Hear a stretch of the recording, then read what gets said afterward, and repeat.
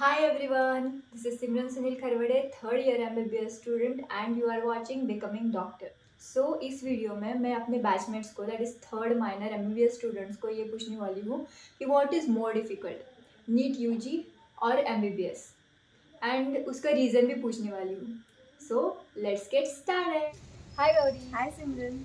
What do you think what's more difficult MBBS और NEET UG? NEET UG because MBBS में speed distance velocity तो calculate नहीं करना पड़ता है और कॉलेज में नहीं फिर भी बाहर हर जगह डॉक्टर्स को इज्जत मिलती है.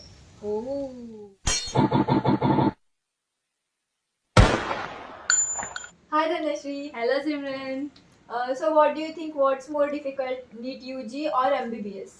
What I actually think is NEET UG is more difficult since it is like running from a zombie apocalypse. But when you enter an MBBS, you yourself become a zombie and stay up till 6 a.m. for studies and all. But once you get in, it becomes a bit easier. So I think NEET UG is difficult than MBBS. Smart answer. Hi guys. So what do you think what's more difficult NEET UG or MBBS? MBBS for sure. Why? इन जैसे लोगों को झेलना पड़ता है.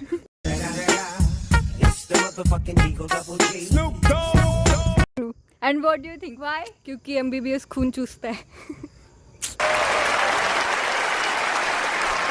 Hi Harshvardhan. Hello. What do you think what's more difficult NEET UG or MBBS? Start को UG लगता था लेकिन MBBS ऑब्वियसली बकचोदी बहुत होती है, फिर पढ़ाई के लिए टाइम रहता नहीं है, इसलिए MBBS वाइवा के वक्त प्रोफेसर के सामने इज्जत जाती है, इसलिए obviously MBBS I think so. So true. Hi Simran.